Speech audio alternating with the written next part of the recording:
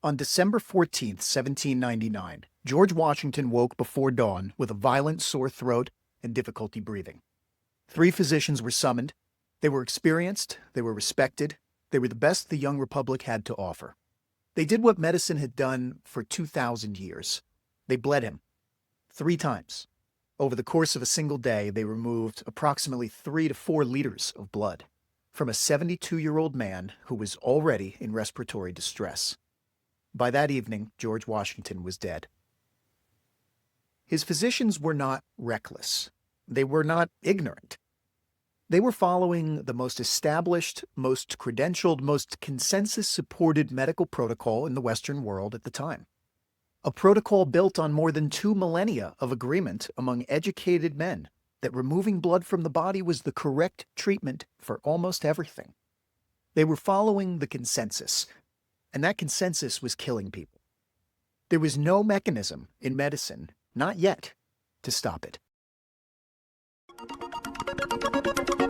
This is the 10th Man Podcast.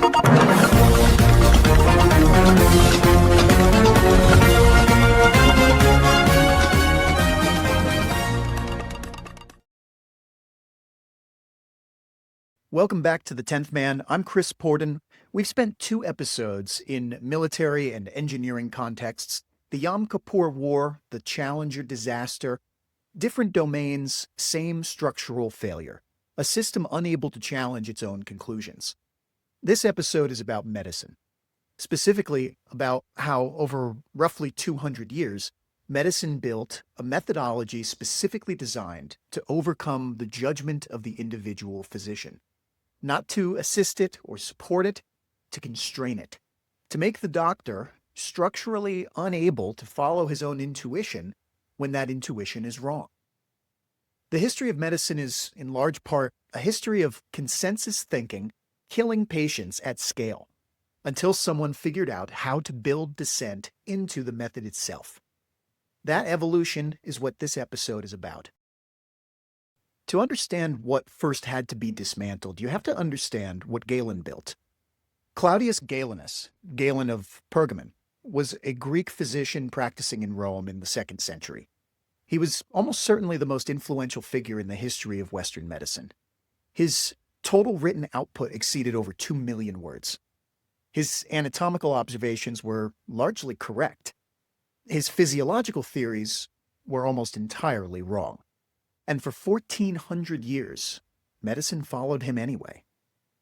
Galen believed in humoral theory. The body's health was a function of the balance among 4 fluids: blood, phlegm, yellow bile, and black bile. Illness was an indicator of an imbalance, and treatment meant restoring equilibrium. And blood, Galen decreed, was the dominant humor. Too much of it caused disease. The correct response would be to remove it. This was not primitive superstition. It was a coherent theoretical framework. It was internally consistent, it was supported by some of the best anatomical knowledge of its era, and it was sanctioned by centuries of authority. Physicians across Europe, the Arab world, and Asia were all trained in it. Their professional identity was built around mastery of venesection, the precise, skilled practice of opening a vein. Bloodletting became both a cutting-edge treatment and a symbol of medical competence. Bleeding reassured patients that something was being done. It expressed care, vigilance, expertise. Physicians could be seen doing it. They could be seen being skilled at it. And when the patient went on to recover, as most patients eventually did, because most illnesses eventually resolve, the bloodletting received the credit. There was a reason it persisted. Confirmation was always available. Disconfirmation was always explainable. The patient who died after bloodletting died because the disease was too advanced, or because the treatment came too late, or because they said God willed it, not because the treatment was wrong. The framework ate the evidence in exactly the same way the Israeli intelligence framework ate the warning signs before the Yom Kippur War. By the time of Washington's death in 1799, bloodletting had survived the scientific revolution. It had survived William Harvey's 17th century discovery of blood circulation, a discovery that should have demolished the physiological logic underlying the whole practice, and it had survived the Enlightenment. New anatomical knowledge was simply absorbed into the old justification. Removing blood could lighten the load on an overworked heart, they said. It could reduce the force of the pulse. The framework adapted just enough to survive.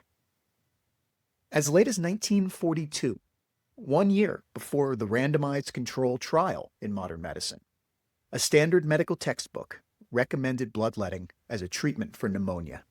1942. The first controlled clinical experiment in recorded history didn't happen in a laboratory. It happened on a ship.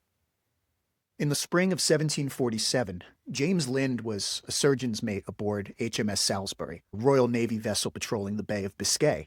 Scurvy was rampant. During a 10-week absence from shore, 80 of the ship's 350 sailors had been struck down by it.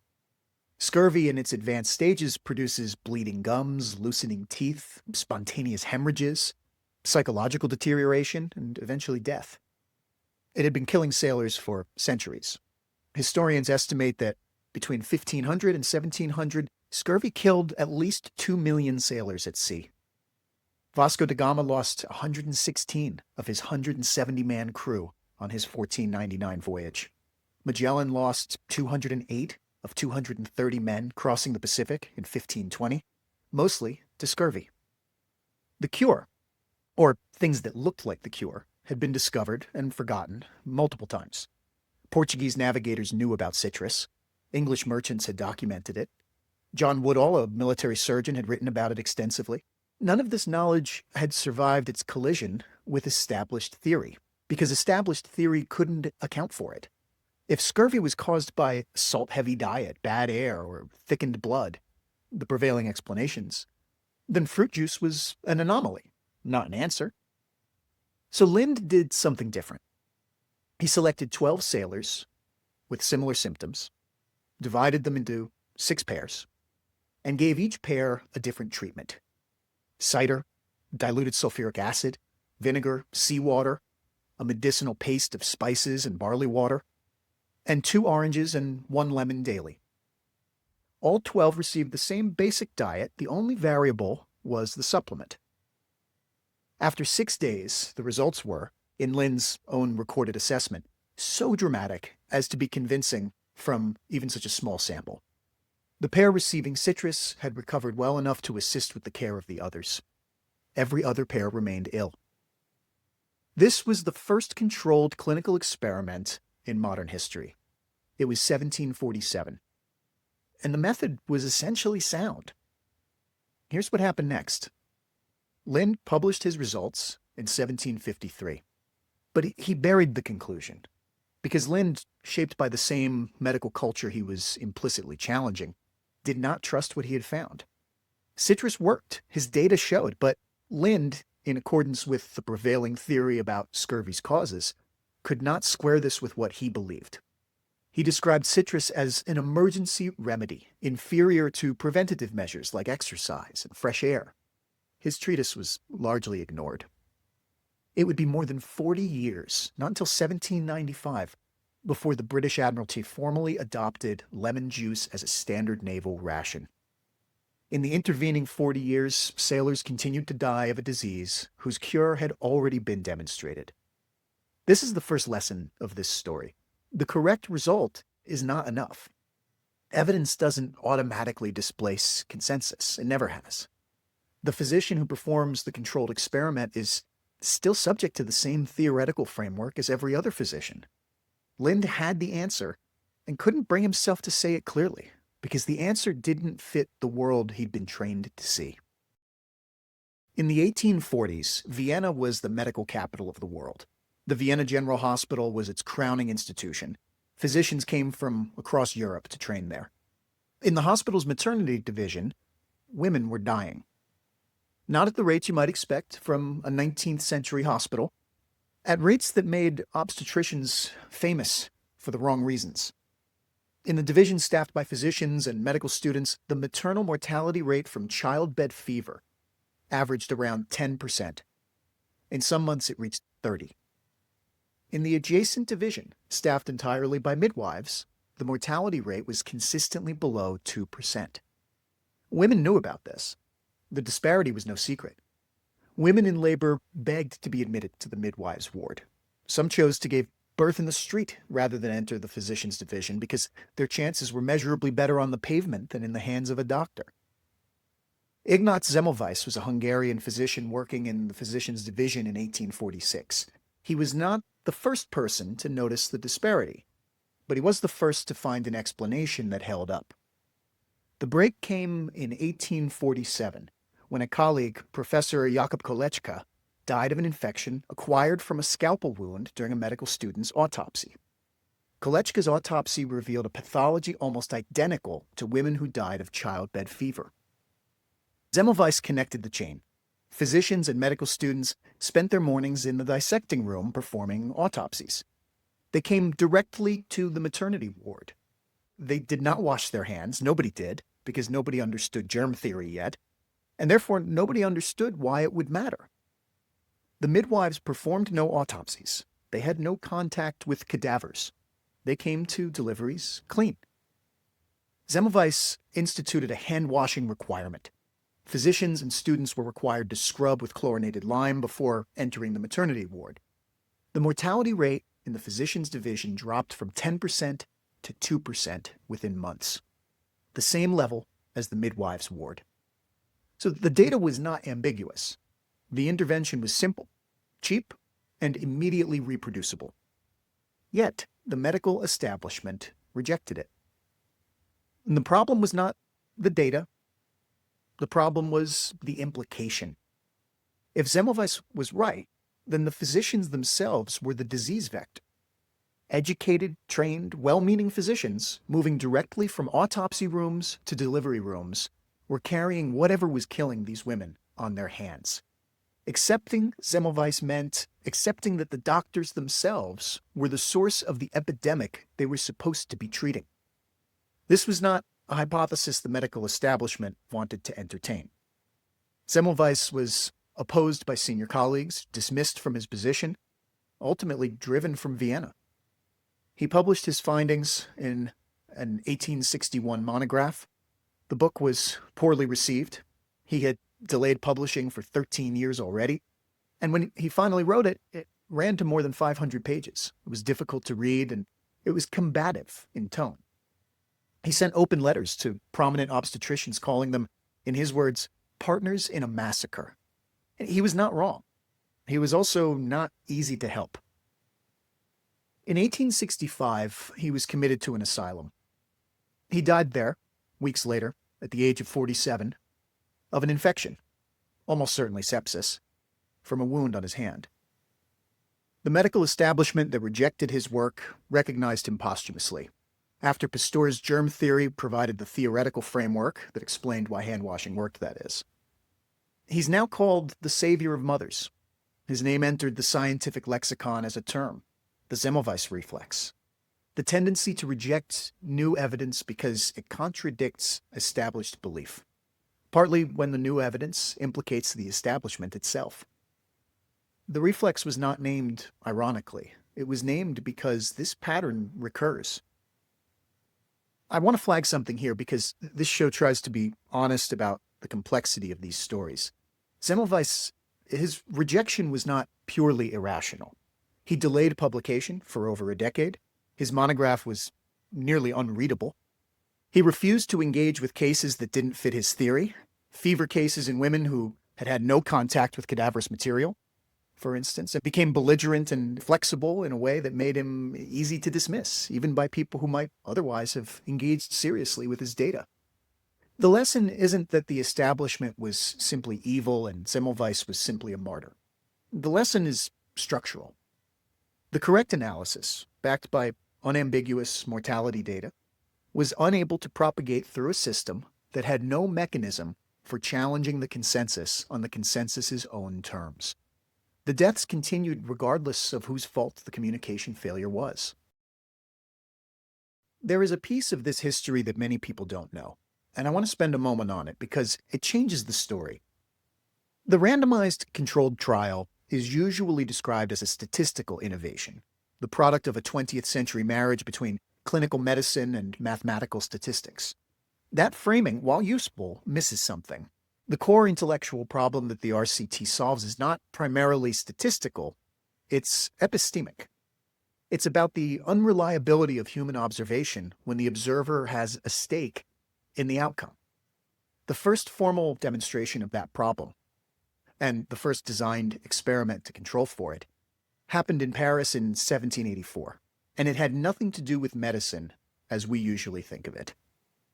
Franz Anton Mesmer was a German physician who had become the most fashionable healer in Europe. His theory held that a universal magnetic fluid flowed through all living things, and that disease was the result of imbalance in that flow. He claimed he could redirect the fluid through his hands, restoring health. His patients, mostly women, mostly wealthy, experienced dramatic crises during treatment, trembling, convulsions, fainting. Many reported profound relief afterward. Louis XVI, under pressure from the French medical establishment, appointed a commission to investigate. The commission's members included Benjamin Franklin, who was then serving as American ambassador to France, and Antoine Lavoisier, the father of modern chemistry. What the commission did next is the part that matters to this story. They recognized that the cures might be explained by one of two mechanisms: the magnetic fluid Mesmer claimed to manipulate, or what the commissioners called imagination, the patient's expectation of recovery producing the recovery itself. To separate these possibilities, they ran a series of experiments that are, by any reasonable reading, the first blinded placebo-controlled trials in recorded history. They administered fake treatments: water that was said to be magnetized, trees said to be charged with magnetic force, and they observed patient responses. They withheld real treatments without the patients knowing. A patient who reliably reacted to magnetized trees had a crisis when she embraced a tree the commission had told her was treated. She had no reaction when she embraced a tree that had actually been magnetized without her knowledge. The pattern was consistent. The reaction followed the patient's expectation, not the treatment. The commission's conclusion, published in their 1784 report, was that Mesmer's magnetic fluid did not exist. What existed was the power of imagination, the patient's own mind producing physical symptoms and physical relief in response to belief. This is the discovery of the placebo effect, 1784. The commission's insight has a specific implication that took medicine another century and a half to fully absorb. If patients can get better simply because they expect to get better, then every clinical observation made without a controlled comparison is suspect.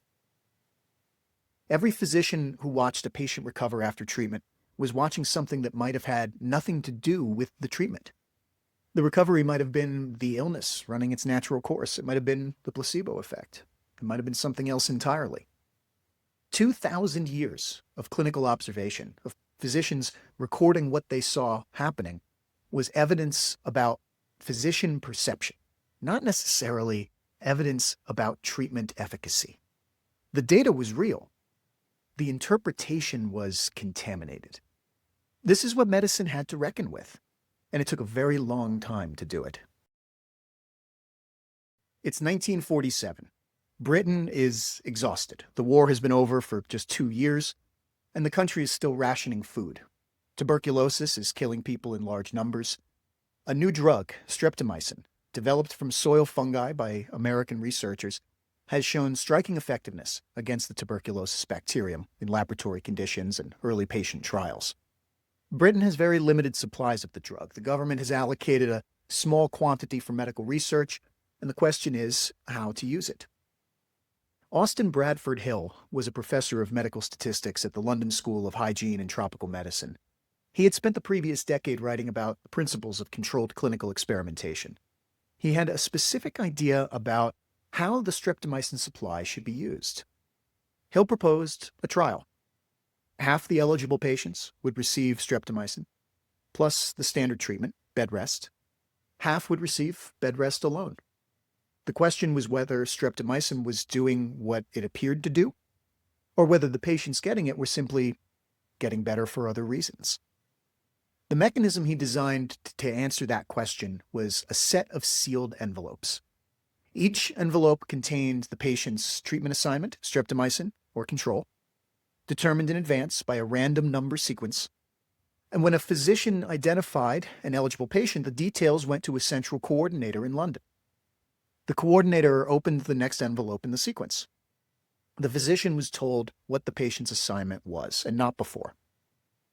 This is the sentence from the 1948 British Medical Journal report on the trial that I want you to hear.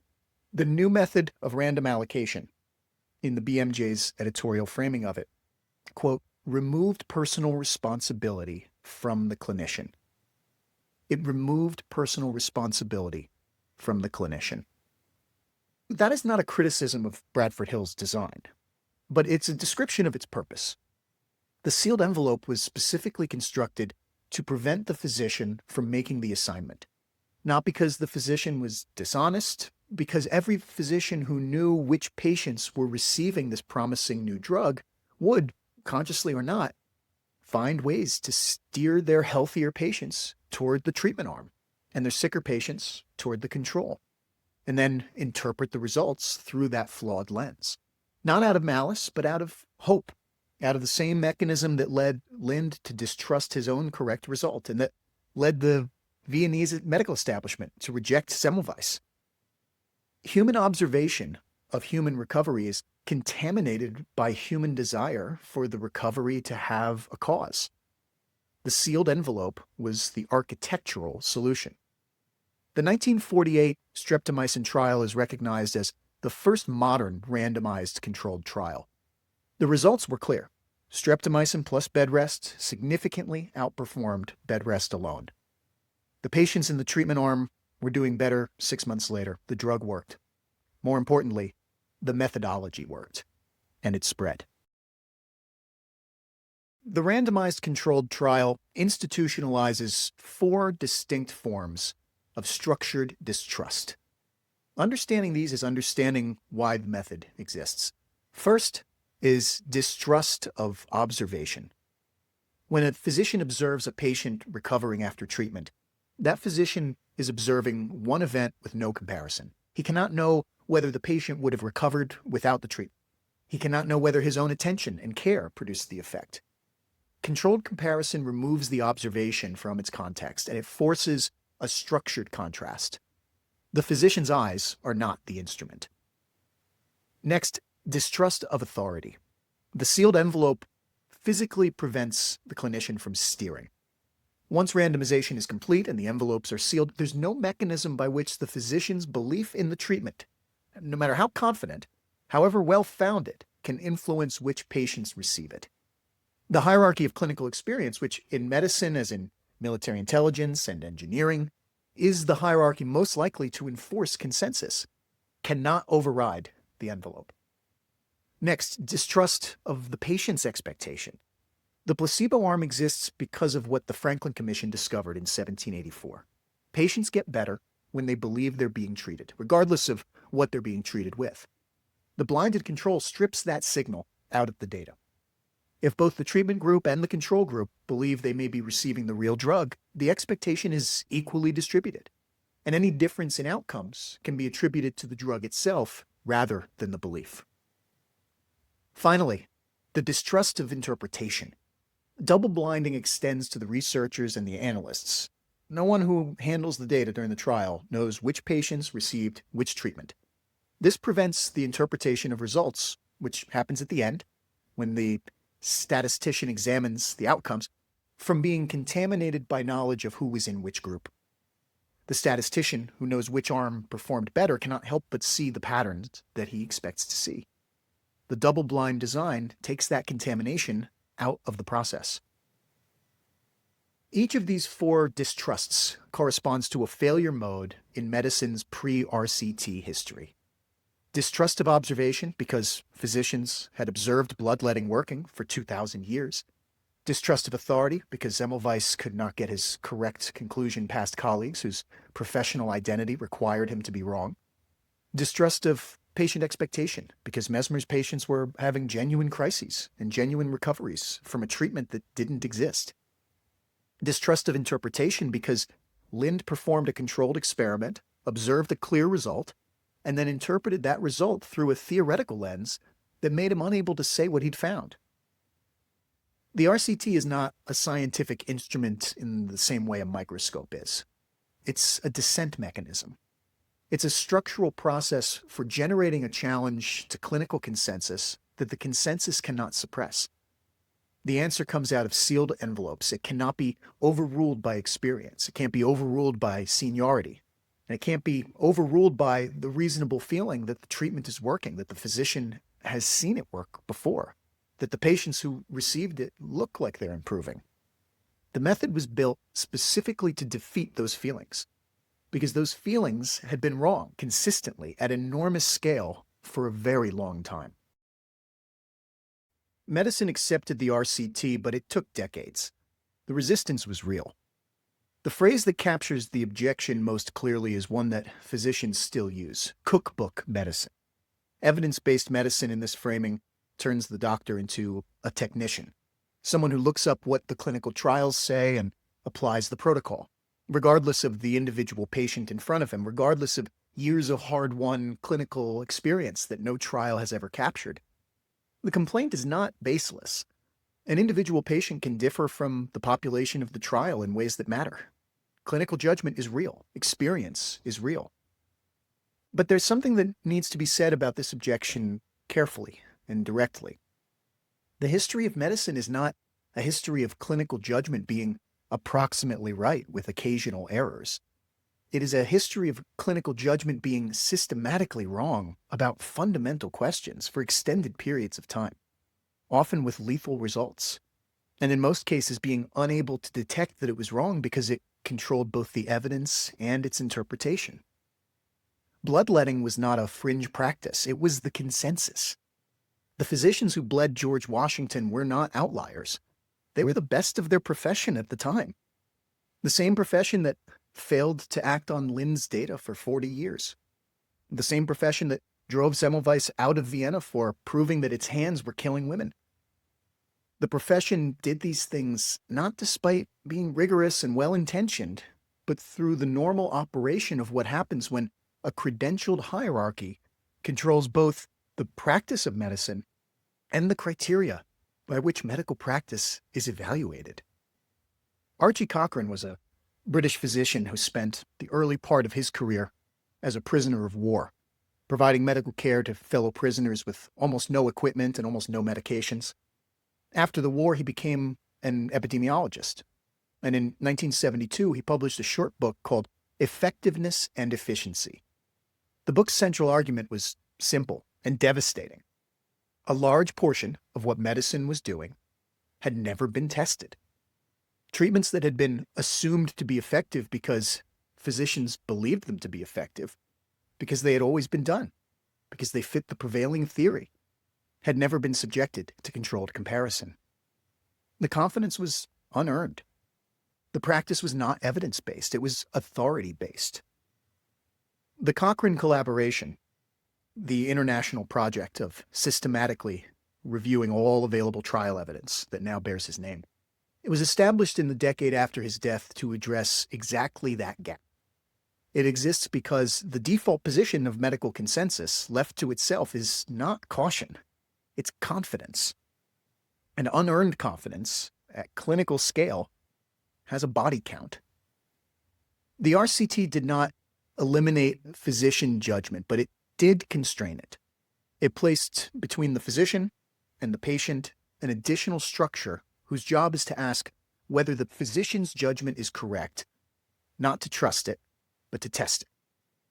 That constraint is not an insult to medicine. It is the most important thing medicine ever did to itself.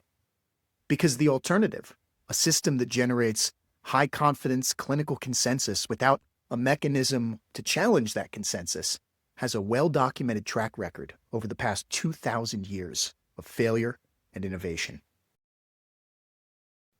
We're now 3 episodes in here at the 10th Man podcast, and here's the structure that keeps emerging through each of these domains we've been putting under the microscope. In the Yom Kippur story, a framework so dominant that evidence could not compete with it, A hierarchy that owned both the question and the conclusion, no mechanism to separate the two. In the Challenger story, dissent that was present, but effectively weightless. Engineers who were right, overruled by managers who controlled the decision authority. The dissent, on the record, the launch proceeding anyway. In medicine, 2,000 years of consensus-generating, high-confidence treatment recommendations at clinical scale without any structural mechanism to test whether those recommendations were actually working. Finally, the invention of a methodology specifically designed to remove the human judgment, even excellent, experienced, well-intentioned human judgment, from the answer. The sealed envelope is not a technical innovation, it's an institutional one. It's a formalized commitment to the idea that the physician who believes in the treatment cannot be trusted to tell you whether that treatment works. That commitment is uncomfortable. It is also, based on the evidence, correct. Roger Beaujolais did everything a dissenter could do within the structure he was given. Semmelweis had data that should have changed practices by 1848. Lind performed the right experiment in 1747. None of it was enough until the structure changed, until the system was redesigned so that the correct answer could not simply be suppressed by the people whose status depended on the incorrect one. That's the pattern this show is here to document. Not the failure of individuals, the failure of design.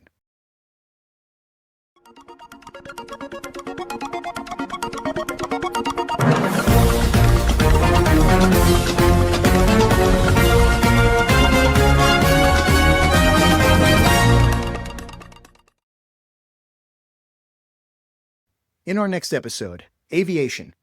The industry with the best safety record in human history didn't get there by just training better pilots, but by building a system that treats every failure as information, and that makes it structurally impossible for a crash to be blamed, documented, and forgotten without being learned from. How the NTSB and the aviation safety system turned disaster into data, and what it required to get there. Thanks for listening to the 10th Man Podcast.